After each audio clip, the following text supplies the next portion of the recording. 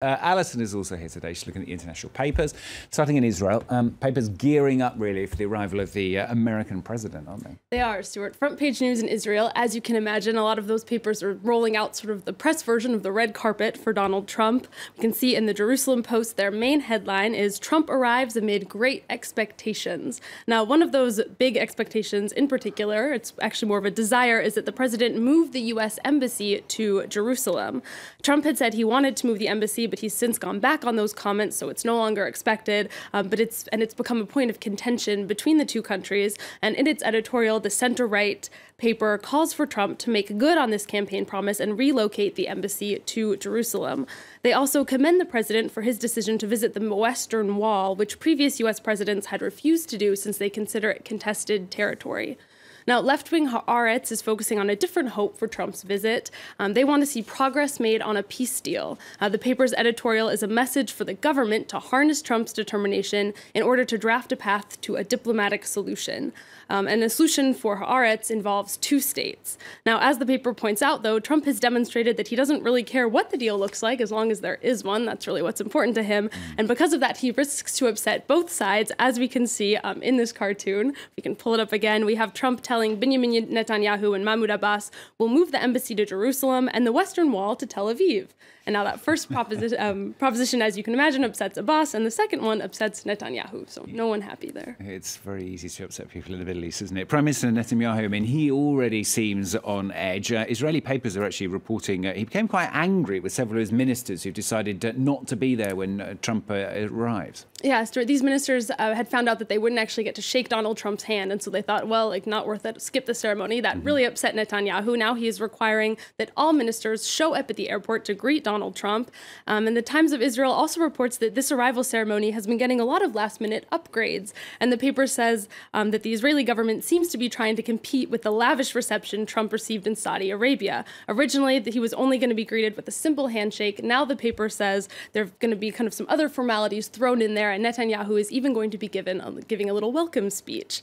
One area in which Israel, though, may outshine Saudi Arabia is in security. And as you can see in this cartoon in the Jerusalem Post, Israel is deploying 10,000 police officers for Trump's visit. So we can see Trump peeking out of that crowd back there. He's pretty well surrounded. He'll be lucky if he gets to glimpse the Western Wall and Jerusalem's other sites. Just see his hair peeping over the top, couldn't you? Yesterday, Trump delivered his much-anticipated speech, of course, on Islam.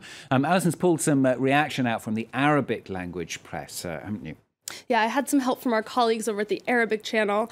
This is from Rai Al-Youm, a pan-Arabic paper written by a well-known editorialist. He writes about Trump's radical change in tone, as a lot of papers have been noting about that speech yesterday. And this writer, though, sees a lot of hypocrisy in this. He says Trump has become a preacher of tolerance at a time when, according to this editorialist, American intrusion in the Arab world is bloodier than it's ever been.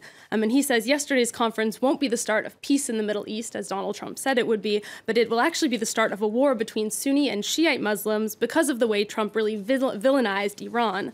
Now, the New York Times had a pretty similar take on the speech. You can see in their headline, Trump reached out to Sunni nations at Iran's expense. Now, the Times creates a really interesting juxtaposition in this article between the gathering that was taking place in Saudi Arabia and, meanwhile, the election in Iran. And they point out that as Trump was attacking Iran, young Iranians were out celebrating the victory of Rouhani, who represents change and a desire to actually open up toward the West. Now, Trump's speech gets actually just quite a small mention, doesn't it, on the front page of The Guardian. But there's another story, in fact, which is dominating the front of The Guardian. I couldn't resist having a bit of a sneaker look at this myself. It's about Facebook, isn't it? Right, it is. No, you can take a little peek. Now, here's the story about Donald Trump down there at the bottom. But we can see that their big story is Facebook. They have revealed Facebook's secret rules on sex, violence, hate speech, and terror. So this was a leak that was put out to The Guardian that has the guidelines that Facebook moderators use when they're deciding which posts to delete. Because as we know, Facebook has increased its effort to moderate the network after there were controversies over hate speech and also broadcasting violence and in some cases live suicides. And one policy I found interesting does have to do with images of self-harm. Facebook opts not to delete posts showing people hurting themselves or talking about hurting themselves because the site considers it's actually a cry for help, and that if a loved one or someone else sees that could actually save the person's life. So the rules, though, in general are really quite nuanced, and there's a lot of room in these when you read them for personal judgment. And The Guardian, its website, has a place where you can take a stab at moderating yourself. So you can see all of these, they're going by really quickly there, so it's hard to look at them. But if you take a look on the website, you can go through these posts one by one and decide if you were a moderator, if you would take them down or not. Well, it's a fascinating look at social life, isn't it? As well as what The Guardian and what Facebook have decided should be the limits, if you like. All right, thank you very much, Alison. Alison with the papers on France 24.